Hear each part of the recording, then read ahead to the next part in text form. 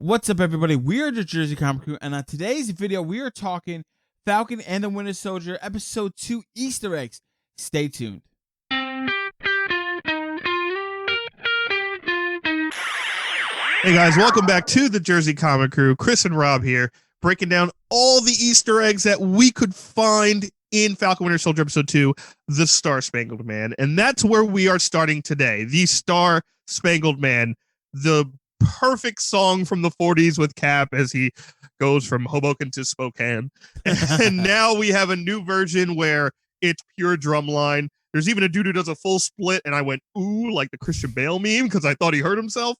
But we have a brand new version, same kind of deal where John Walker comes out to his old football field. That's kind of how, Cap was brought out about during the war, even though after he got the super soldier serum, he was kind of this war propaganda, right? And John Walker has a little bit of that too. He's got clothing. We see people in the crowd with this new custom logo where it's like an A in the star. He has his own action figure, like he's signing stuff. So it's kind of a new version of how they marketed Cap back in the 40s for this new Captain America coming out to be, the next big thing. So that's really interesting. So when they were bringing him out, Chris, and I'm sure this is going to be an Easter egg, you're going to tell me, his buddy that was there, right? He just has like this friend, like he's all around, and he's on stage with them. Like,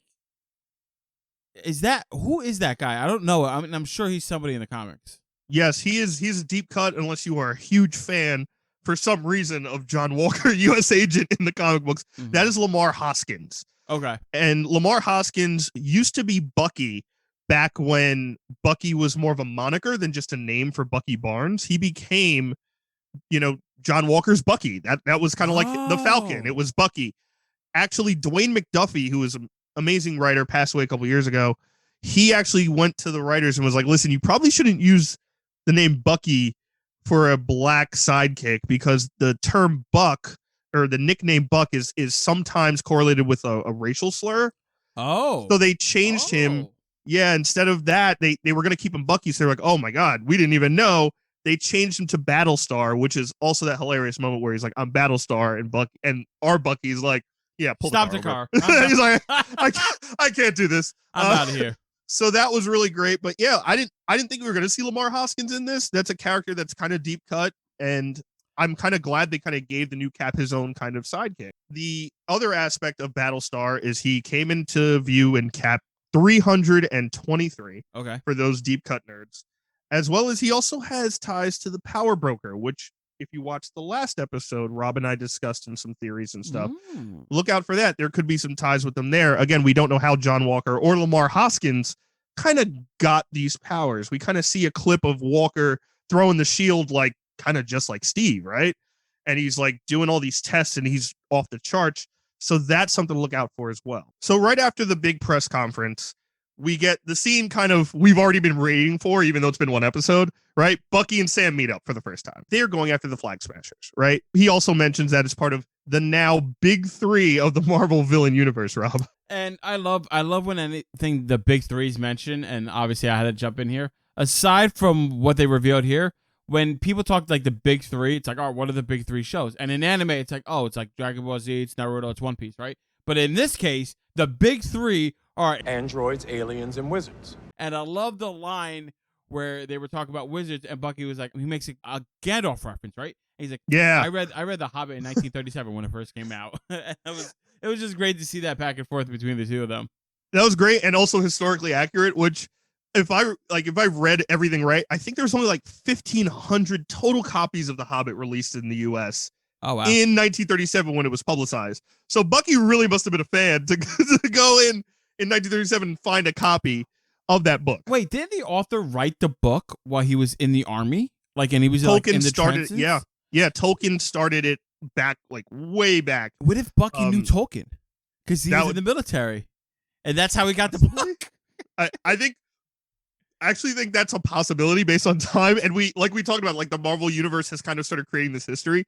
That would be really funny because Bucky started to mention all these like historical facts. Mm-hmm. And even within just the Tolkien like Gandalf line, they mentioned Doctor Strange, right? They're like, well, Doctor Strange is a wizard. He's a sorcerer. And he's like, Sam has this line where he's like, that's just a wizard without a hat. And he's like, yeah, I just made that up, right? It was great. I just made it up. But anyway, we flash forward to they're now in this like battle mode going after the Flag Smashers. They get to this warehouse. And within the warehouse, we have a really kind of great back and forth still where, you know, Bucky seems to be almost on edge where he's like, I just want to fight something. Mm-hmm. I just want to go after these guys. Like, just send me in. And Sam's more like, whoa, like, relax. Like, let's see what we can find. Let's see what Red Wing finds. He still hates Red Wing. That's a great thing as well.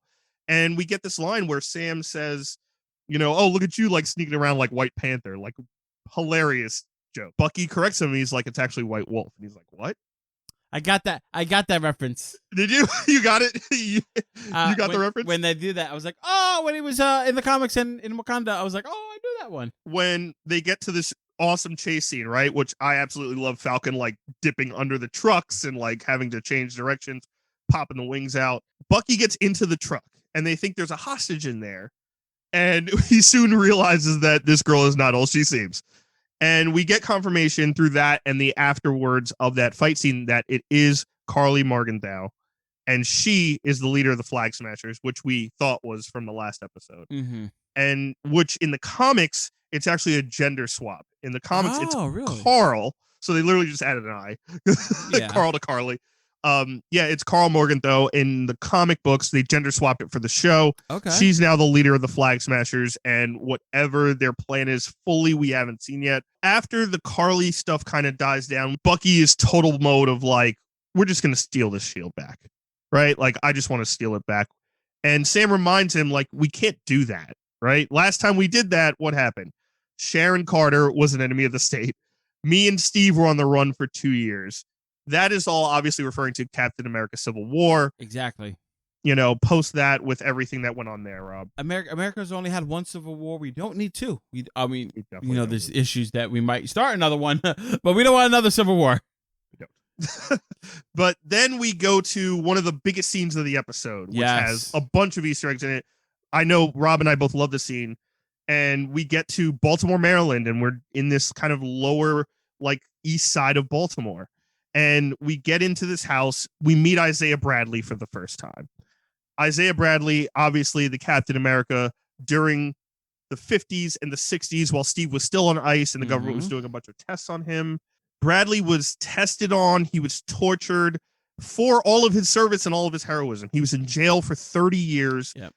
And for me, the biggest thing that happened here, besides all the horrors that Isaiah Bradley had to live through, was that Bucky never told Steve about him. Steve never knew there was another person like him, even when Steve kind of came back and was kind of all alone in this world, a man out of time, right? That was his moniker, the man out of time. He didn't know Isaiah Bradley existed. And, you know, that brings up all sorts of questions. Like, could they have teamed up? Could he have been closer to him than Sam Wilson? Like, all these other things. Aside from that Easter egg, like Chris was saying, with Isaiah Bradley being the Captain America who was mistreated for all his war successes, essentially, his grandson was the one who answered the door. Now, his grandson, we're all assuming to believe that is Elijah Bradley, who is the Patriot in comic books today. And we do know that we're supposed to get the Patriot down the line in this show and in the rest of the MCU. So this might be our introduction to that character. Very excited to see him. So stay tuned and keep your eyes out. We might be seeing more of that young man. Very much a boom, looking for this moment kind of thing. That was awesome with Elijah Bradley possibly just opening the door like nonchalantly. We get towards the end of the episode, right? Where Bucky and Sam are now kind of talk through their hilarious issues in that like really uncomfortable scene with the doctor and therapist. And now they have to get info on the Flag Smashers and what they're going to do next and where they're going to go. And there's really only one person that could do that. And Bucky mentions that, all right, it's time to go see the one person who knows all this info. And Sam automatically knows who it is, right? He's like, the whole audience knew who it was. They didn't need like name drop. But what do you mean? And it's like, I got to go see Zemo. And then, of course, as we hear... I got that Easter egg. I know who Baron Zemo is. We know who Baron I got that one. So, like, Sam, like, reluctantly agrees and is obviously going to go with Bucky to see Zemo, who's still locked in prison. While we get this kind of Zemo last final scene, we had this amazing kind of feel that Silence of the Lambs-esque, like that Hannibal Lecter feel as the shot goes down the hallway with all these closed, like, mass prison doors. We get Mozart's Unfinished Requiem, which is like one of my favorite pieces of classical music because it's so dark. He actually died while making this entire song, and it was never fully finished. So it has like this like hint of a curse to it. And it plays during a lot of scenes like this in movies, a lot of dark scenes, a lot of scenes with like terror, which you know, Rob loves that kind of stuff. Yeah, So I love it. he loves scary stuff so much. Yeah. But just the feel that this gravitas that what Zemo brings to the table now, I think in that little clip of a scene might have been bigger than the entirety of Civil War. Just the feeling of like dread and fear and just kind of overall just questioning was a fantastic piece to that. And also, just to top it off, of course, we get a real short clip of Zemo's cell number, and the number is 2187. And for any huge Star Wars nerds like myself, that is the cell that Princess Leia was in on the Death Star in A New Hope. How do you remember that? Because I've seen the movie 40,000 times. Oh my god. Kevin Feige is also a huge Star Wars fan, so like every once in a while he'll throw in like a Star Wars thing where he can. So the cell that Zemo is in is the same number that Princess Leia was stuck in the Death Star. Boom. So guys, that is all the Easter eggs that we found in this episode. Let us know if we missed anything down in the comments below, or you can let us know what your favorite Easter egg was out of the ones that we have listed. And guys, thanks so much for watching. Give us a thumbs up, like. It really helps the channel out a lot. If you're brand new, subscribe, turn on those notifications. You don't want to miss any more of the Easter eggs. You don't want to miss any more of the breakdowns or speculation or any reviews with the Falcon and Winter Soldier.